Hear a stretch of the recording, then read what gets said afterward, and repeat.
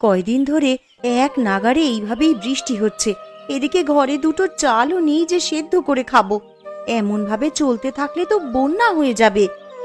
কি হয়েছে গিন্নি, কি এত বিড়বিড় করছো? যেভাবে বৃষ্টি শুরু হয়েছে, এমন হলে তুমি মাছ ধরতে বেরোবে কি করে গো? আর মাছ না ধরা হলে সংসার চলবে কি করে? ঘরে যে কিচ্ছুটি নেই। আরে আমিও তো সেটাই ভাবছি গিন্নি, এভাবে বর্ষা বাদলা চলতে থাকলে তো না খেয়ে মরতে হবে আমাদের সবাইকে। কাল বিল থেকে দুটো কলমি লতা তুলে এনেছিলাম। কাল কিছুটা রান্না করেছি আর আজকের জন্য রেখেছি, কিন্তু ঘরে যে কোনো চাল নেই যে রান্না করব। আশেপাশে দুই এক বাড়িতে গিয়ে একটু খোঁজ নিয়ে দেখো। আজকে আকাশটা মেঘলা হয়ে আছে, কিন্তু বৃষ্টি শুরু হয়নি এখনো। এর মধ্যে নদীতে গিয়ে জাল ফেলে দেখি মাছ পাওয়া যায় কিনা। আশেপাশে আর কার বাড়িতে যাব? সবারই তো একই অবস্থা। বৃষ্টির চোটে কেউ তো এই কয়দিন ঘর থেকে বের হতে পারেনি। তাহলে তুমি দুটো গমের আটার রুটি বানাও গিন্নি। আজকের রাতটা না হয় আমরা আটার রুটি আর কলমি ডাঁটা সেদ্ধ খেয়েই থাকবো। সে না হয় করলাম, কিন্তু যেভাবে বৃষ্টি শুরু হয়েছে, বানের জল ভেসে আসা শুরু হলে তো বন্যা হয়ে যাবে গো। তখনকার জন্যে ঘরে তো কিছু শুকনো খাবার মজুত রাখতে হবে। সেটাও তো আমিও বুঝতে পারছি। এভাবে চলতে থাকলে তো বন্যা হয়ে গেলে না খেয়ে মরবে। আমাকে আমার জালটা এনে দাও তো দেখি। আকাশ ভালো থাকতে থাকতে মাছ ধরতে বেরিয়ে পড়ি। ঘরে শুকনো মুড়ি আছে, দুটো চিবিয়ে যাও, না হলে পরে আবার খিদে লাগবে। না না, এখন আর কিছু খাবো না। দেখি কয়টা মাছ পেলে বাজারে নিয়ে বিক্রি করব। ওই টাকায় চাল আর কিছু সবজি নিয়ে আসা যায় কিনা দেখি। রান্নাঘরে দেখো, একটা ব্যাগের ভিতরে জাল রাখা আছে, সেখান থেকে জাল আর মাছ রাখার পাত্রটা নিয়ে যাও। ঠিক আছে, আমি তবে বের হলাম গিন্নি। সাবধানে যেও।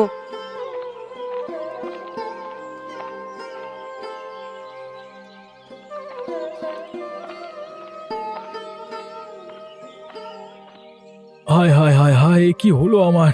জমিতে যে জল জমতে শুরু করেছে। কিছুদিন হলো কেবল ধান তুলেছি, এখন জল জমলে যে আর গাছগুলো বাঁচবে না, সব জলের নিচে পচবে।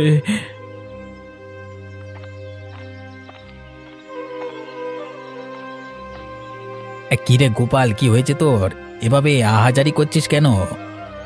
দেখুন হারান দাদা, এই কদিনের বৃষ্টিতে আমার জমিতে জল জমেছে। আজকেও তো আকাশ মেঘলা হয়ে আছে, যে কোনো সময় বৃষ্টি নামতে পারে। এভাবে চলতে থাকলে তো জমি জলের নিচে তলিয়ে যাবে। আমিও তো আমার জমি দেখে এলাম, আমার জমিতেও তো জল জমছে রে গোপাল। বুঝতে পারছি না কি করব। এমনিতেই বৃষ্টির জন্য মানুষের আয় রোজগারের পথ বন্ধ হয়ে আছে কদিন ধরে। তার উপর আমাদের চাষিদের যদি এই অবস্থা হয়, তাহলে মানুষ খাবে কি আর বাঁচবে কি করে? এখন থেকেই আমাদের আগাম প্রস্তুতি নিয়ে রাখতে হবে, নাহলে পরে আমাদের বিপদে পড়তে হবে। আমরা গরিব চাষাভুষো মানুষ, আমাদের নিজেদের জমানো তো তেমন টাকা পয়সা থাকে না। যা থাকে জমির কাজে লাগিয়ে দিই ফসলের আশায়। তা তুই ঠিকই বলেছিস গোপাল, আমরা তো ফসলের আশায় কত কি বিসর্জন দিই। আর শেষকালে যদি ফসলের এমন হাল দেখি, তাহলে তো আমাদের আর চাষবাস করবার ইচ্ছেটাই মরে যাবে। এক কাজ করলে কেমন হয় দাদা? কি কাজ? আমরা যদি সেচে জমির জল সব বাইরে ফেলে দিই, তাহলে কেমন হয় বলো তো? তুই খেপেছিস নাকি রে গোপাল? এই এত জল কি সেচে শেষ করা সম্ভব? কি করব বলো, জমির এমন হাল দেখে মাথায় যা আসছে তাই বলে ফেলেছি। বিপদের সময় এমন অস্বাভাবিক চিন্তা মাথায় আসে, কিন্তু তাই বলে তো আর বোকার মতো সেটা করতে গেলে হবে না। তাহলে এখন আমরা কি করব দাদা? কি আর করব, আকাশ পানে চেয়ে থাকা ছাড়া কোনো উপায় নেই। আকাশে রোদ উঠলে এই জল শুকিয়ে যাবে, তখন আবার ফসল বোনা যাবে যদি এগুলো নষ্ট হয় তো। আবার ফসল বুনবার মতো সামর্থ্য এখন আমার নেই দাদা। আর তাছাড়া আকাশের যা হাবভাব দেখছি, তাতে করে মনে হয় না এই বৃষ্টি এত সহজে যাবে। সে পরে দেখা যাবে, এখন এখানে বিলাপ করে লাভ নেই। চল বাড়ির দিকে যাই আমরা।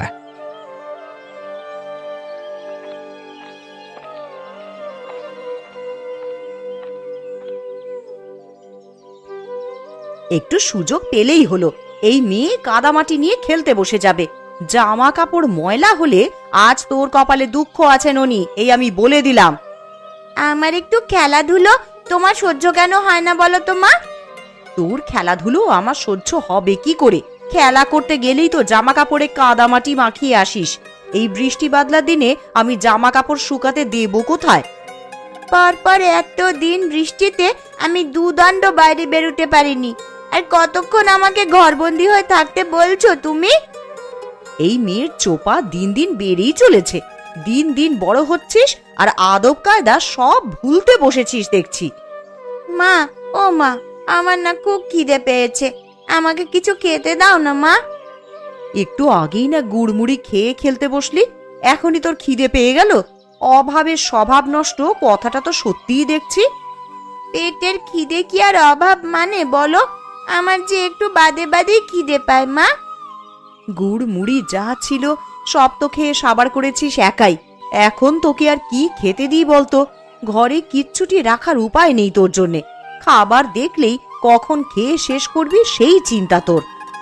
এখন আমার খুব খিদে পেয়েছে, আমায় কি খেতে দেবে দাও। রান্নাঘরে পান্তা ভাত রাখা আছে তোর বাবার জন্য, সেখান থেকে কিছু ভাত নিয়ে খা, আর বাকিটুকু তোর বাবার জন্য রেখে দে। পান্তা ভাত কি দিয়ে খাবো মা? তরকারি কি কিছু আছে? না, পেঁয়াজ আর লঙ্কা দিয়ে ডোলে খা। দুপুরে কচু ঘন্ট করে দেবো খন। শুধু পেঁয়াজ আর লঙ্কা দিয়ে কি ভাত খাওয়া যায় নাকি? তুমি আমাকে অন্য কিছু বানিয়ে দাও না মা। ঘরে আর কিচ্ছু নেই রে মা, এখন পান্তা ভাত খা। একটু বাদেই তো আবার দুপুরের রান্না বসাবো। রান্না হয়ে গেলে তখন আবার গরম গরম ভাত খাস। ঠিক আছে মা, তাই দাও তবে আমাকে। তুই রান্নাঘরে গিয়ে নিজে নিয়ে খা না, আমি দেখি কচুগুলো কেটে ফেলি। আর সাবধানে যাস, উঠানে আবার পা পিছলে পড়লে কিন্তু ব্যথা পাবি।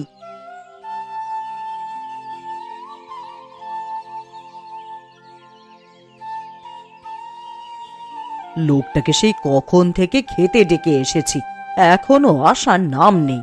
আর এদিকে যে খাবারগুলো সব ঠান্ডা হয়ে যাচ্ছে। কই গো, সকালের খাবার খাওয়া লাগবে না নাকি তোমার? একটু খাজনার কাগজপত্র নিয়ে বসেছিলাম গিন্নি, ভেবেছিলাম হাতের কাজটা শেষ করে তবে খাবো। তা তোমার জ্বালায় কি আর হলো? আবার ঠান্ডা হলে তো আবার বলবে ঠান্ডা খাবার খাবো না। তোমাকে নিয়ে আমার হয়েছে যত জ্বালা। আমার কাজ না মিটিয়ে সেখান থেকে উঠতে ভালো লাগে না। আরে জানোই তো টাকা পয়সার হিসাব কিতাব। হয়েছে, খাবারের সময় খাওয়া আর কাজের সময় কাজ। এত টাকা টাকা করছো, মরে গেলে এই টাকা খাবে কে শুনি? আমার টাকা আমি খেয়েই মরবো, কাউকে আমার টাকার ভাগ দেব না আমি। হয়েছে বাপু হয়েছে, তোমার ওই কালোবাজারি টাকা নেওয়ার ইচ্ছে আমার নেই। দুবেলা দুমুঠো ভাত খাই, সেটাই আমার হজম হতে চায় না। আরে মনে রেখো, এই কালো টাকা দিয়ে কিন্তু সব আরামায়েশের জীবন পেয়েছো গিন্নি। গাঁয়ের মানুষদের রক্তচোষা টাকাতে আমার আরামায়েশ ভালো লাগে না। তুমি ভালো করেই জানো যে আমি বিলাসিতা পছন্দ করি না। আর হতভাগাদের থেকে মেরে আনা টাকা তো আমাকে আয়েশ দিতে পারে না। খেতে এসে তোমার নীতি কথা শুনি তো পেট ভরে যায় গিন্নি। এতই যখন মায়া হয় তখন যাও না, একটা ধর্মশালা খুলে বসো। সেটা পারলে তো ভালোই হতো। জীবনে তোমার সাথে থেকে যে পাপ কামিয়েছি তার বদলে কিছুটা পুণ্য যদি পেতাম। আমায় কি খেতে দেবে না নাকি নাকি এভাবে খোঁচা মেরে কথা শোনাতে থাকবে? তাহলে আমাকে ডাকবার কি দরকার ছিল শুনি? দিচ্ছি, খাবার খেতেই তো ডেকে এনেছি, তা তুমি তো শুরু করলে।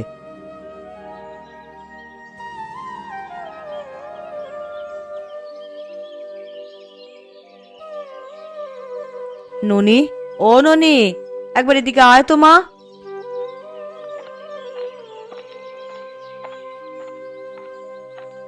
কি হয়েছে মা, আমায় ডাকছো কেন? কচুর ডাঁটার ঘন্ট করব, কিন্তু এখন লবণ জলে ভিজিয়ে দেখি কচুগুলো কমে গেছে অনেকটাই। এইটুকুতে সবার তো খাওয়া হবে না রে। তা এখন আমায় কি করতে হবে সেটা বলো। তুই ঘরের পেছনে গিয়ে কটা কচুর ডাঁটা তুলে আন দেখি মা। ওরে বাবা, আমি পারবো না ঘরের পেছন থেকে কচু আনতে যেতে। ওইগুলো ধরলেই আমার হাত চুলকাবে। হাতে প্লাস্টিক বেঁধে তুলে নিয়ে আয় মা, না হলে দুপুরের তরকারি যে কম পড়ে যাবে। বিকেলে আবার গয়া পিসির বাড়িতে যাব, তখন পিসির জন্য তো একটু কচু ঘন্টের তরকারি নিয়ে যাব ভেবেছি। গয়া দিদার বাড়িতে যাবে মা? হ্যাঁ রে মা, অনেক দিন হলো পিসির দেখা নেই, তাই ভাবছি একবার গিয়ে দেখা করে আসি। বেশ, তাহলে আমিও যাব। আমি এক্ষুনি কচুর ডাঁটা তুলে আনছি মা।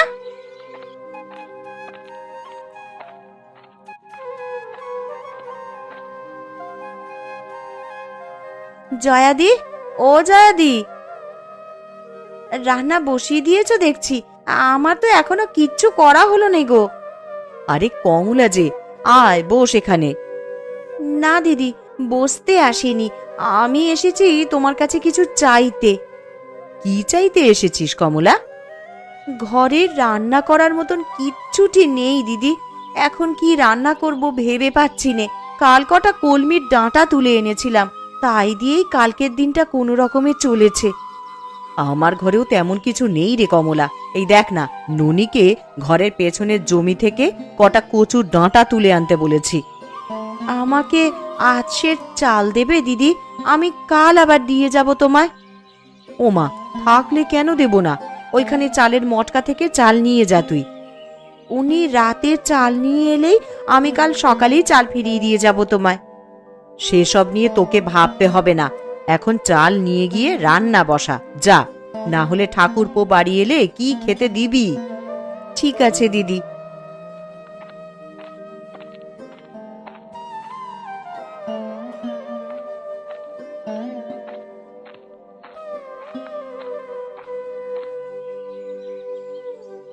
আজ 2 দিন হয়ে গেল বাড়ির বাইরে কোথাও যেতে পারছি না। এইভাবে জলবন্দি হয়ে কি থাকা যায় নাকি? ঠিক মতো 2 দিন রান্না খাওয়াও হচ্ছে না।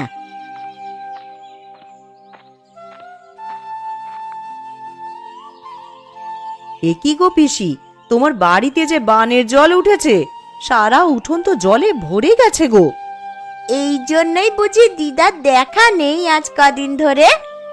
ওরে তোরা আস্তে আস্তে আয় এদিকে, দেখে শুনে পা ফেলিস, আবার উঠানে পা পিছলে জলে পড়ে যাস নে তোরা। তা এইভাবে জলবন্দি হয়ে আছো, আমাদের একটা খবর দিলেও তো পারতে পিসি। খবর দেব কি করে লছুরি? দেখতে পাচ্ছিস নে জলে আমার উঠোন একেবারে ডুবে আছে। এই হাঁটু জলে নেমে আমি এখন তোদের খবর দিতে যাব? খবর না দিলে আমরা কিছুই জানতে পারবো না তো। এখন তোমার জন্যে কচু ঘন্ট নিয়ে এলাম বলেই না দেখতে পেলাম, না হলে তো আমরা জানতেও পারতাম না দিদা। তা তোরা আমায় কেমন ভালোবাসিস তা আমার জানা হয়ে গেছে। দুটো দিন পার হয়ে গেল আর তোরা এখন এসেছিস আমার সাথে দেখা করতে। কি করব পিসি, দেখলেই তো এই 2 দিন কেমন টানা বৃষ্টি হলো। আকাশের ভাব ভালো দেখছি না গো, সন্ধ্যায় খুব বৃষ্টি হবে বলে মনে হচ্ছে। আরো বৃষ্টি হলে তো এবার জল ঘরে উঠে যাবে দিদা, তখন তুমি থাকবে কোথায়? এই বুড়ির আর কে আছে যে দেখে রাখবে? বানের জলে ভেসেই না হয় চলে যাব কোথাও।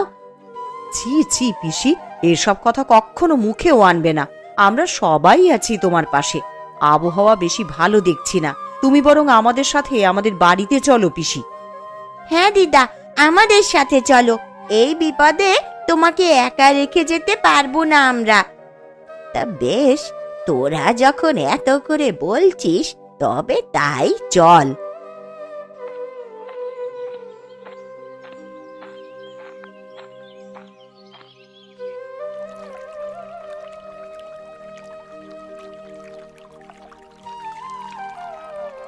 ভাগ্যিস কিছু শুকনো খাবার এনেছিলে, না হলে তো আমাদের দুর্ভোগের শেষ ছিল না।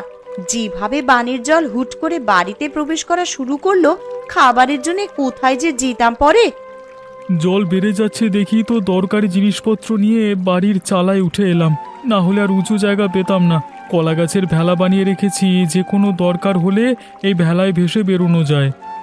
কিন্তু যেইভাবে চারপাশে বানের জল বাড়ছে, আমার যে বড্ড ভয় হচ্ছে গো। জল বেশি হলে তখন যাব কোথায় আমরা? ও তুমি চিন্তা করো না গিন্নি, একটা না একটা উপায় ঠিক হবে। আমি একটু বেরোবো। হ্যাঁ, তুমি আবার এখন কোথায় যাবে শুনি? হারান দাদা গোপাল দাদাদের কি অবস্থা, তারা কোথায় আশ্রয় নিয়েছে, এসব একটু দেখে আসতে হবে তো। তুমি চলে গেলে আমি একা একা কি করব এখানে? জল যদি বেড়ে যায় তাহলে আমি একা হাতে কিভাবে কি করব? ওসব নিয়ে চিন্তা করো না গিন্নি, কলা গাছের ভেলা তো একটা বানাইনি, মানে আমি আগে থেকেই আর একটা ভেলা বানিয়ে রেখেছি, কোনো বিপদের আভাস পেলে জিনিসপত্র নিয়ে ভেলায় চড়ে বসবে। হ্যাঁ, না বাবা, আমার একার এত সাহস হবে বলে মনে হচ্ছে না। হবে গিন্নি হবে, বিপদে পড়লে মানুষ সব করতে পারে। ভাবছি সবাইকে নিয়ে মোড়লের বাড়ি যাব কিছু সাহায্যের জন্য, আর সাথে করে জালটা নিয়ে যাব। বানের জলে ভাসা কোনো বড় মাছ পেলে ধরবো। মানুষ বাঁচবে কি করে তাই ভেবেই মাথা খারাপ হয়ে যাচ্ছে, আর তুমি কিনা বানে ভাসা মাছ ধরবে? হ্যাঁ গো হ্যাঁ গিন্নি, যদি ভালো মাছ পাই তবে আমরা সবাই মিলে সেটা তো খেতে পারবো। কারোর কাছেই যে খাবার জিনিস তেমন কিছু নেই।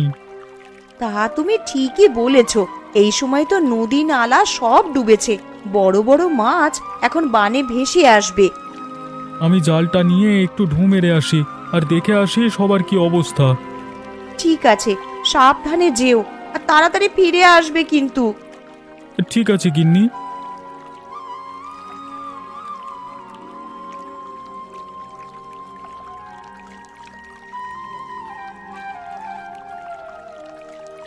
একদিনের মধ্যেই কত জল উঠে গেছে।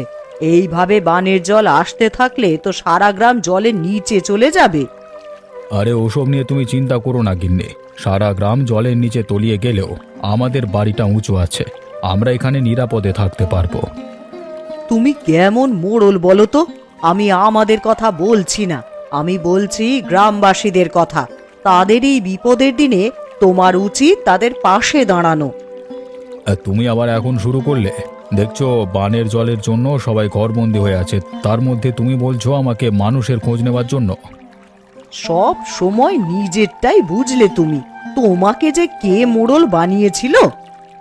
আমাকে গ্রামের লোকেরাই মোড়ল বানিয়েছিল, কিন্তু আমার ভালো তো তোমার হজম হবে না।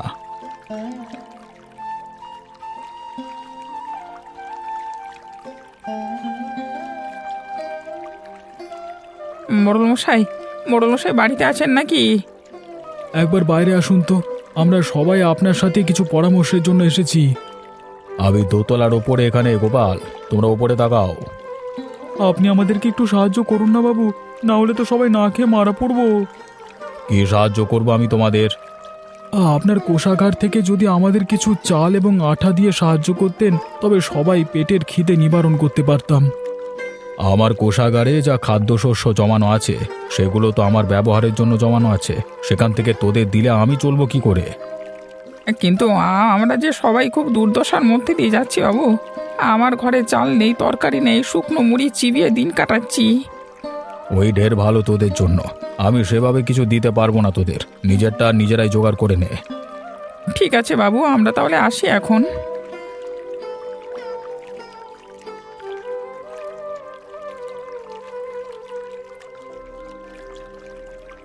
ও মা, দেখো ওই দেখো, কত বড় একটা মাছ দেখা যাচ্ছে বানের জলে। আরে তাই তো রে, এমন বড় মাছ তো আমি আগে কখনো দেখিনি। এটা কি মাছ গো পিসি? দেখে তো মনে হচ্ছে বিশাল একটা কাতলা মাছ হবে এটা। ওই তো বাবারা সবাই চলে এসেছে। বাবা জানো, এই বানের জলে বড় একটা কাতলা মাছ ভাসতে দেখা যাচ্ছে। কি গো, কোনো সাহায্য পেলে মোড়লের কাছে? না গো গিন্নি, মোড়ল আমাদের কোনো সাহায্য করতে রাজি হলো না। এখন এই বিপদের দিনে আমরা যে কি করব? ঘরে যা ছিল সব তো প্রায় ফুরাবার পথে। এগুলো পুড়িয়ে গেলে খাবো কি আমরা তখন? তোরা মাছ ধরা শুরু কর। বড় কাতলা মাছ দেখা যাচ্ছে বানের জলে, ধরতে পারলে বিক্রি করে অনেক টাকা পাওয়া যাবে। তা তুমি মন্দ বলনি পিসি। ওই যে বাবা দেখো, কত বড় একটা মাছ। এমন মাছ আমি জীবনেও কখনো দেখিনি। তুই দেখবি কি রে? আমরাও যে এমন বড় মাছ আগে কখনো দেখিনি। এই মাছ আমাদেরকে ধরতেই হবে, যে যা পারো তাই নিয়েই চলো। আমরা মাছটা ধরবার চেষ্টা করি, আর আমার কাছে জাল আছে। তবে চলো মাছটার পিছু করি।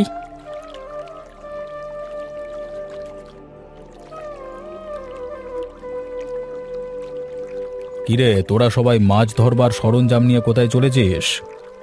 আগে মোড়ল মশাই, বানের জলে এক বড় কাতলা মাছ ভেসে উঠেছে একটু পর পর। তাই আমরা সবাই সেটা ধরতে বেরিয়েছি। ওই তো মাছটা আবার ভেসে উঠেছে। আরে সত্যি তো, মাছটা যে অনেক বড় দেখছি। আমি এর আগে এমন বড় মাছ কখনো দেখিনি গো। কুবে তুই জাল ফেল, আমরা বল্লম ছুঁড়ে মারি, দেখি কোনোভাবে মাছটাকে ধরা যায় কিনা। ধরা যাবে মানে? এক্ষুনি ধরে ফেলবো, আমি এই জাল ফেললাম।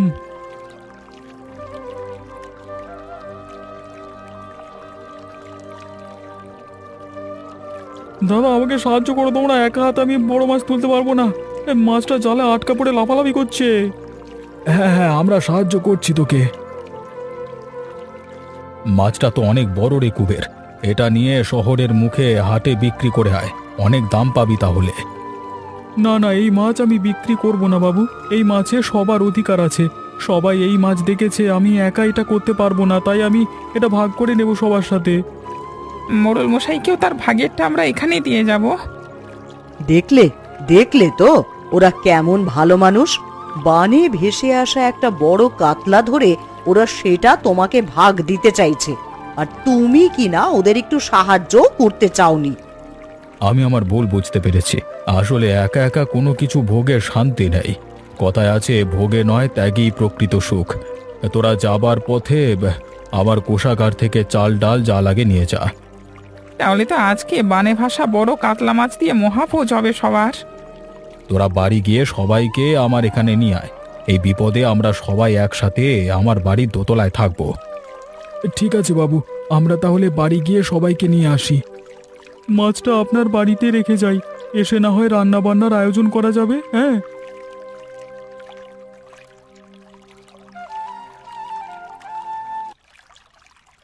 আচ্ছা, এমন মাছ আমি জীবনেও কখনো দেখিনি। তুই দেখবি কি রে, আমরাও যে এমন বড় মাছ আগে কখনো দেখিনি। এই মাছ আমাদেরকে